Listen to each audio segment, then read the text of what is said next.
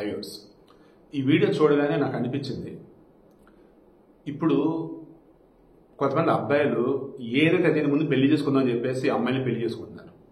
ఆ అమ్మాయి ఆల్రెడీ ఒకటి ప్రేమించిందని తెలిసిన, ఆ అమ్మాయికి బలవంతంగా అమ్మ నాన్న పెళ్లి చేస్తానని తెలిసిన, కట్నం కాసిపడు ఇంక దేని కక్కుర్తికి చేసుకున్నారు. ఏమవుతుంది తర్వాత? వెళ్ళిపోతున్నారు అమ్మాయిలు. ఇప్పుడు ఈ అమ్మాయి యాక్చువల్గా నేను ఫోటో కూడా పెడదాం అనుకున్నా, బట్ వద్దు. బట్ ఆమె ఒక వీడియో రిలీజ్ చేసింది.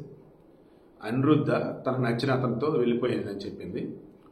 ఆ పెళ్ళికొడుకు శివరామకృష్ణ అదే చెప్పింది. నార్సింగ్, హైదరాబాద్ అవుట్స్కట్స్. పెళ్లికి ముందు పెళ్ళికొడుకు చెప్పింది, నేను వేరే అతను ప్రేమించా, నీకు కలిసి బతకలేను ప్లీజ్ అని. ఎంగేజ్మెంట్ చేశారు. ఈ పెళ్లికి ముందు చెప్పిందంట. అయినా సరే ససేమేరా అన్నాడు. వాళ్ళ అమ్మని ఇంకా టార్చర్ పెట్టారు. చివరికి పెళ్లి చేశారు. రిసెప్షన్ అప్పుడు కూడా ఆమెకి సంథింగ్ మళ్ళీ అక్కడ గొడవ లాంటిది అయితే కళ్ళు తిరిగి పడిపోయిందట. కరెక్ట్ పెళ్ళైంది, ఎలాకాలా సర్దుకుపోయింది, అన్ని అనుకూలంగా ఉండి జంప్ వెళ్ళిపోయింది. వెళ్ళిపోయి వీడియో రిలీజ్ చేసింది అంతే. ఏమని? ఇదిగో ఇష్టపూర్వకంగా నేను వెళ్ళా, నాకు ఇష్టమైన పెళ్లి చేశారు అని. ఆమె మేజర్. ఈవిడ మెయిన్ ఇంటెన్షన్ చెప్పిన, మీ కూతురికి పెళ్లి ఇష్టం లేదని చెప్తుందంటే పెళ్లి చేయకండి. ఆమెకి ఎవరైతే నచ్చారో వాళ్ళని పోతారంటే అతని గురించి మొత్తం ఎంక్వైరీ చేసి కరెక్ట్ అనుకుంటే పెళ్లి చేయండి. లేదంటే వాడు అలాంటి వాడు ఏంటంటే మీ కూతురికి ఎక్స్ప్లెయిన్ చేయండి. అయినా సరే వాడుతూనే ఉంటా, ఆడుతూనే ఉంటాను అందనుకో.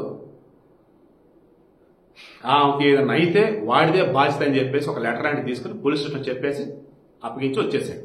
చంపటాలు చేయొద్దు, బలవంతంగా పెళ్లి చేయడం అసలు చేయొద్దు.